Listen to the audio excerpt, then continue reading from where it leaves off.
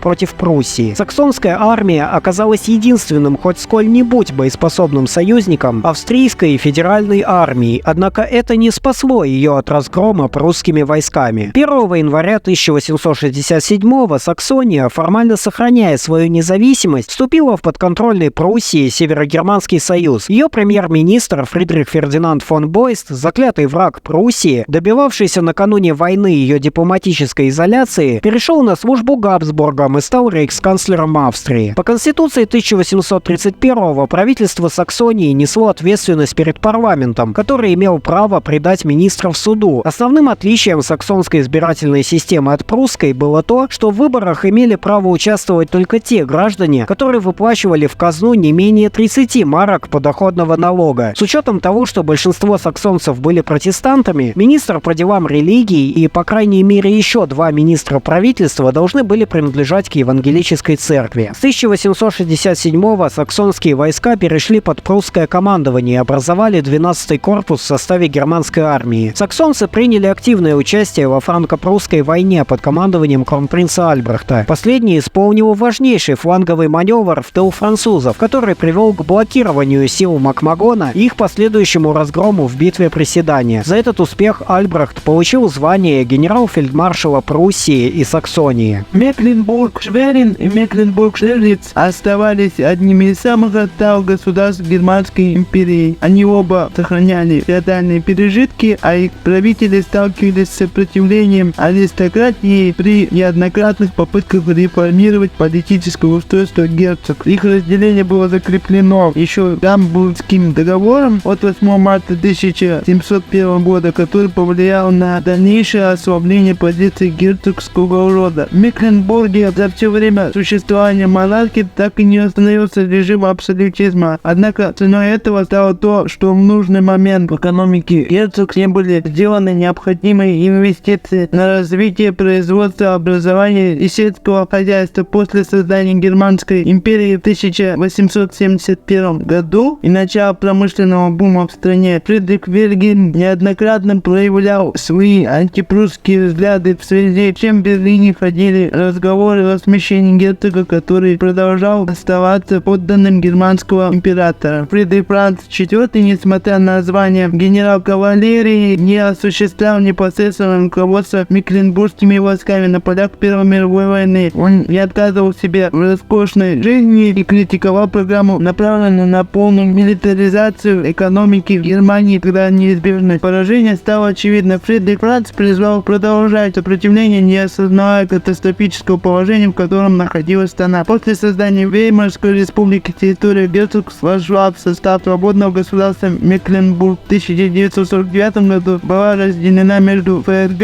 и ГДР. Сегодня на ее месте располагается федеральная земля Мекленбург, Переднее Померание. В отличие от тех же Пруссии и Мекленбурга, в Вюртемберге в первой половине XIX века сохранялся относительно либеральный политический режим. Страна получила статус королевства в процессе распада Священной Римской империи, участвовала в Рейнском союзе и направила воинский контингент в состав Великой армии накануне Отечественной войны 1812 года. 3 года спустя Вюртемберг вступил в Германский союз, равно как и большинство немецких государств поддерживал Австрию. Король Вильгельм был настолько принципиальным противником Пруссии, что однажды выступил с пламенной речью, в которой призывал любой ценой противостоять унии с Гогенцоллернами, чем вызвал разрыв дипломатических отношений со стороны Берлина. В отличие от своего отца Вильгельма, король Карл был сторонником создания немецкого национального государства, но его ядром считал Австрию. Поражение в австро-прусской войне заставило его выплатить Пруссии компенсацию 8 миллионов марок. Одновременно в Вюртемберге появилась национал-либеральная партия, призывавшая отстаивать независимость страны и противостоять прусской экспансии. Впрочем, уже через 5 лет королевство приняло участие в войне с Францией и получило от последней в несколько раз большие репарации. У правительства не осталось никакого иного выхода, кроме как поддержать Пруссию. Вюртемберг был связан с ней военными соглашениями. К тому же общество охватил патриотический порыв, вследствие чего парламент единогласно вотировал военные кредиты. 25 ноября 1870-го Вюртемберг присоединился к Германскому союзу, который 1